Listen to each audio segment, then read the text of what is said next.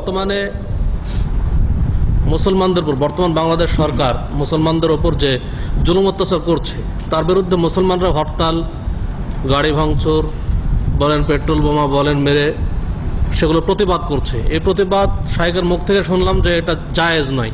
যদি জায়েজ না হয় তাহলে বর্তমান মুসলমানদের জন্য এই জালেম সরকারের প্রতিবাদ স্বরূপ আমাদের কি করণীয়, কি করতে পারি আমরা? বিসমিল্লাহির রহমানির রহিম। আমাদের কোন এক ভাই প্রশ্ন করেছেন যে আমরা আলোচনা থেকে মোটামুটি জানতে পারলাম যে প্রতিবাদের নামে যে গণতান্ত্রিক পদ্ধতিতে রাস্তাঘাটে নেমে ভাঙচুর করা অথবা এই রকমের মারামারি করা, লড়াই করা, বিক্ষোভ করা ইত্যাদি এসব করা জায়েজ নয়, এগুলিতে ক্ষতি রয়েছে মুসলিম জাতির। তাহলে আমাদের জালেম শাসকের সম্পর্কে করণীয় কি? আমাদের মূল সমস্যা হচ্ছে গণতান্ত্রিক পদ্ধতি। এটা শুরু থেকে শেষ পর্যন্ত সবটাই বর্জনীয়। গণতান্ত্রিক পদ্ধতিতে যখন যাবেন তখন আপনাকে অনুমতি দিচ্ছে গণতন্ত্র মানে আল্লাহর অলি আর শয়তানের অলি সমান। ভোটের মূল্য আল্লাহর অলি আর শয়তানের অলির সমান। একজন মুসলিম কাফের উভয় সমান। মুসলিম ধর্মের সবচেয়ে বড় আলেমে দিন যদি বাংলাদেশের নেন, আর সবচেয়ে বড় নেক লোক নেন, আর একবারে সবচেয়ে খারাপ অসৎ নাস্তিক নেন, দুটোরই মূল্য হচ্ছে গণতন্ত্রে সমান, যেটা সমর্থনই করে না ইসলাম। তো এইখান থেকে শুরু হচ্ছে গলতটা। আর তারপরে বাক স্বাধীনতার নামে আর তার রাজনৈতিক স্বাধীনতার নামে আপনার বিরোধী দল থাকবে, অপোজিশন পার্টি থাকবে, এটাও ইসলাম সমর্থন করে না। খলিফার সাথে সবাইকে থাকতে হবে, কিন্তু খেলাফ হতো নাই। ওই গণতন্ত্র নিয়েছে তখন ওদের ধার করা গণতন্ত্র, যখন আব্রাহাম লিঙ্কনের তখন ওদেরই ধার করা অপোজিশন পার্টি, এটাও ইসলাম বিরোধী। এইরকমই গণতন্ত্র বলছে যে যারা রোলিং পার্টি, যারা ক্ষমতায় থাকবে তাদের বিরুদ্ধে রাস্তাঘাটে নেমে বিক্ষোভ আর মিছিল এসব করার অধিকার আছে, এটাও ইসলাম সমর্থন করে না। ইসলামের তো কোনোটাই নেই, সবগুলি বাতিল। সেই জন্য এই পুরো শুরু থেকে শেষ পর্যন্ত সবটাকে বর্জন করতে হবে, সবটাকে বর্জন করতে হবে। যখন এই নীতিটাই হচ্ছে গায়র ইসলামী জাহেলি নীতি গণতন্ত্র, সুতরাং এর শুরু থেকে শেষ পর্যন্ত এ টু জেড সবটাই বর্জন করা ফরজ মুসলিমের জন্য। কোনোটাই থাকা যাবে না, ইসলামের নামেও থাকা যাবে না, আর অন ইসলামিক পেট পূজার নামে যেসব দল পয়দা হয়েছে সেগুলি তো থাকা যাবে না। তো কথা হচ্ছে যে আমাদেরকে ফিরতে হবে ওই রাস্তায় যেই রাস্তার মাধ্যমে রাসূলুল্লাহ ইসলাহ করেছেন। ইমাম মালিক বলছেন লা ইয়াসলুহু আখিরু হাযিহিল উম্মাহ ইল্লা বিমা সালাহা বিহি আউয়ালুহা। এই উম্মতের শেষ যুগের লোকেদের সমস্যার সমাধান হবে না, একমাত্র সেই পথেই হবে যেই পথে এই উম্মতের প্রথম যুগের লোকদের সমস্যার সমাধান হয়েছে। অর্থাৎ রাসূলুল্লাহ সাল্লাল্লাহু আলাইহি ওয়াসাল্লামের সাহাবায়ে কেরামদের, তাবেঈনদের, তাবেঈনদের স্বর্ণযুগে যেমন ভাবে সলিউশন ছিল, সমাধান ছিল সমস্যার, সেইভাবেই সমাধানটা হইতে হবে। রাজনৈতিক সমাধান হোক, আর অর্থনৈতিক সমাধান হোক, আর সামাজিক সমাধান হোক, আর পারিবারিক সমাধান হোক। সুতরাং রাজনীতি তো আপনাকে ফিরে যেতে হবে রাসূলুল্লাহ সাল্লাল্লাহু আলাইহি ওয়াসাল্লামের রাজনীতির দিকে, সাহাবায়ে কেরামের রাজনীতির দিকে, আর গণতন্ত্রের রাজনীতি। আর তারপরে তখন তার কিছু নেব না। আরে যখন গণতন্ত্র নিয়েছেন তখন মিছিল মিটিংও নেবেন আপনি, আর বিক্ষোভও নেবেন, আর তখন ভাঙচুর করার অনুমতি দিচ্ছে, আবার পিটাপিটিরও অনুমতি দিচ্ছে, ভাঙচুরও করছে, আবার প্রশাসন পক্ষ থেকে পিটাপিটুনিও দিচ্ছে। এগুলি কোথায় ইসলামে আছে? কোনোটাই নেই, কোনোটাই ইসলামে নেই। সুতরাং এগুলি পুরোপুরি বর্জনীয়, এসব কোনোটাই জায়েজ নাই। আপনি আপনার ব্যক্তি জীবন থেকে শুরু করুন, আপনার কাজ নিজের চরকায় তেল দিন। বুঝা গেছে প্রবাদ? আপনি নিজেকে খাঁটি মুসলিম তৈরি করুন, মাথা থেকে পা পর্যন্ত 5 ওয়াক্ত নামাজে কোনো ত্রুটি নেই, তৌহিদে কোনো ত্রুটি নেই, সামান্যতম বড় শিরক ছোট শিরক নেই, কোনো বিদাত নেই, গুমরাহি নেই, নাস্তিকতা নেই, আপনার মধ্যে সেকুলারিজম নেই, ধর্ম নিরপেক্ষতা নেই, কোন গুমরাহি আপনার মধ্যে নেই, তাবিজ নেই, তোমার নেই, মিলাদ নেই, শবে বরাতে হালুয়া রুটি নেই, সবগুলি বর্জন করেন। এসব বর্জন করার পরে ফারাইজগুলি আদায় করেন, হারাম নাজাইজ থেকে বাঁচেন, সুন্নত মুস্তাহাব আদায় করেন, ইত্যাদি ইত্যাদি। এইসব করে আপনি আপনার ব্যক্তি জীবনে মুসলিম হন।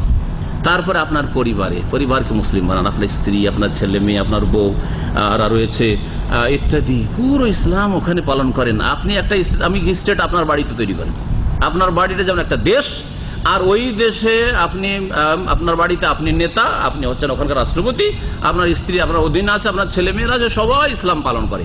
ইসলামিক পরিবার তো দুটো ক্ষেত্র হলো, ব্যক্তি জীবন হয়ে গেল, ইসলামিক পারিবারিক, ইসলামিক পরিবার, আর তারপরে আপনার অর্থনীতি, আপনি যে রোজগারটা করছেন একটা পয়সা হারাম ঢুকায়েন না, আর যেখানে ব্যয় করছেন একটা পয়সা হারামের জায়গায় খরচ করিয়েন না, একটা পয়সার অপচয় করিয়েন না। কিছু পয়সা যদি আপনি বাঁচাতে পারেন আপনার সংসার চালিয়ে, তাহলে আল্লাহর রাস্তায় আল্লাহর দিনের সেবায় নিয়োজিত করেন।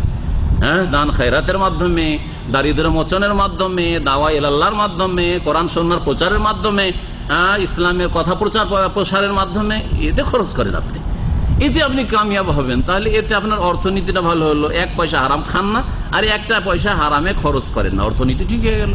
সুদ নেই, ঘুষ নেই, বেমানি নেই, কারো টাকা মারা নেই, আত্মসাৎ নেই, ইত্যাদি নেই, হালাল রিজিক আপনি খাচ্ছেন। কটা ক্ষেত্র ঠিক হলো? তিনটা হইলো। সমাজ ঠিক করতে হবে। এখন আপনি আলহামদুলিল্লাহ আপনার পরিবার ঠিক করছে, আপনার সমাজে আপনার বংশ রয়েছে, আপনার শ্বশুর বংশ রয়েছে, আপনার মায়ের বংশ রয়েছে, তিনটা বংশ ঠিক করেন। আপনার গ্রামে দাওয়াত দেন, আপনাকে ওই নিজের গ্রাম থেকে 200-400-500 কিলোমিটার দূরে চলে যেতে হবে, আর ইসলামের কোনো জ্ঞান রাখেন না, এই তরিকা আবার অবলম্বন করিয়েন না। সবাই করলে আপনাকে সেটা করতে হবে না। আপনি আপনার কু আনফুসাকুম ওয়া আহলিকুম নারা, নিজেকে এবং নিজের পরিবার পরিজন, আপনার আত্মীয় স্বজন, ওয়ানদের আশিরাতাকাল আকরাবিন, তার সাথে আরো লাগিয়ে নেন। আল্লাহ নিজেকে এবং পরিবারের কথা এক আয়াতে বলছেন, আর এক আয়াতে বলছেন তোমার নিকট আত্মীয়দেরকে সতর্ক সাবধান করো। নিকট আত্মীয়রা গ্রামে আছে, অথবা আপনার এলাকায় আছে, আপনার অঞ্চলে আছে, তাদের মাঝে দাওয়ার কাজ করেন, ইসলাম প্রচারের কাজ করেন। এদের মধ্যে কত রকমের যে শিরক, কত রকমের যে বিদআত, কত রকমের যে গুমরাহি, অধিকাংশ সব বেনামাজি, এদেরকে ঠিক করেন। চারটা ক্ষেত্র যদি ঠিক করে নেন, ব্যক্তি জীবন, পারিবারিক জীবন, অর্থনৈতিক জীবন আর সামাজিক জীবন, চারটা ঠিক করে নেন, তো 5 নম্বরটা আল্লাহ নিয়ামত স্বরূপ দেবেন। আল্লাহ বলছেন ওয়াদাল্লাহুল্লাযিনা আমানু মিনকুম ওয়া আমিলুস সালাত, আল্লাহর ওয়াদা রয়েছে মুমিনদের সাথে আর সৎকর্মশীলদের সাথে। লা ইস্তাখলিফান্নাহুম ফিল আরদ, খেলাফত নেতৃত্ব কেড়ে নিতে হবে না, রাস্তাঘাটে বিক্ষোভ করা লাগবে না, আর মিছিল মিটিং করা লাগবে না, ভাঙচুর করা লাগবে না, তাদেরকে আল্লাহ খেলাফত দেবেন। ইস্তেখলাফ, যারা আরবি ভাষার গ্রামার নাহু সারফ বুঝেন তাদেরকে বলছি বিশেষ করে, যে ইস্তেখলাফ মানে খেলাফত দেবেন আল্লাহ, খেলাফত নিতে হবে এই কথা বলা হয়নি, কেড়ে খেলাফত দিয়ে দেবেন। কামাস্তাখলাফাল্লাযিনা মিন ক্বাবলিহিম, যেমন দাউদকে দিয়েছেন, যেমন সুলাইমানকে দিয়েছেন, যেমন মুহাম্মদ রাসূলুল্লাহকে দিয়েছেন সাল্লাল্লাহু আলাইহি ওয়াসাল্লাম, যেমন দিয়েছেন আবু বকরকে দিয়েছেন, ওমরকে দিয়েছেন, ওসমানকে দিয়েছেন, আলীকে দিয়েছেন, হাসানকে দিয়েছেন, উমর ইবনে আব্দুল আজিজকে দিয়েছেন, ইত্যাদি ইত্যাদি। খেলাফত দেবেন, কিন্তু শেষখানে কন্ডিশন বলা হয়েছে একটা, ইয়াবুদুনানি লা ইউশরিকুনা বিশাই। আমি সংক্ষেপ করে দিলাম, ওখানে নিরাপত্তা দেবেন, শক্তিশালী করবেন, এসব কথা বলা হয়েছে। তারপর আল্লাহ বলছেন ইয়াবুদু, শর্ত কিন্তু একটা আছে, আমার ইবাদত করা লাগবে, আর আমার সাথে শিরিক করলে চলবে না। লা ইউশরিকুনা বিশাইয়া, কবর মাজার থেকে যাবে, দরগা থেকে যাবে, দুর্গা থেকে যাবে,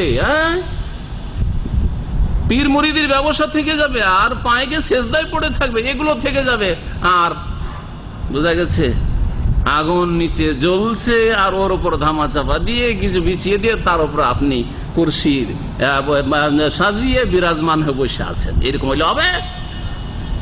এর অবস্থা তো ওইরকমই, যে আমাদের পায়ের তলায়, মাটির তলায় আগুন, একটু নিচে আগুন আছে, কিন্তু একটু আগুনের উপরে কিছু দিয়ে, আর তারপর আমাদের চেয়ার রেখে দেওয়া হয়েছে। এইরকম হচ্ছে অবস্থা আজকালকার। এইরকম করলে তো কাজ হবে না, এই টিকবে না, এই ইসলামিক নেতৃত্ব টেকবে না।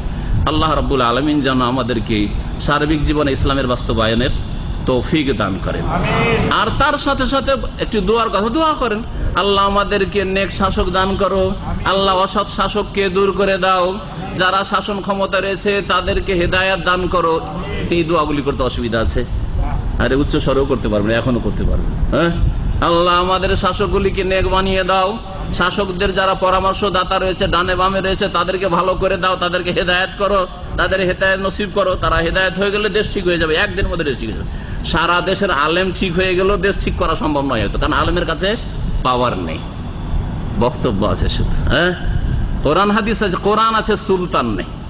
সালাফিস্তানে বলেছেন যে কোরআনের সাথে সুলতান লাগবে, তো সুলতানটা তো আসতে হবে, ওর তরিকা আছে, তরিকাটা রাসূলুল্লাহ সাল্লাল্লাহু আলাইহি ওয়াসাল্লামের তরিকা হইতে হবে, আবার ওই গণতন্ত্রের তরিকা হইলে হবে না। আল্লাহ রাব্বুল আলামিন যেন আমাদের বুঝার তৌফিক দান করেন।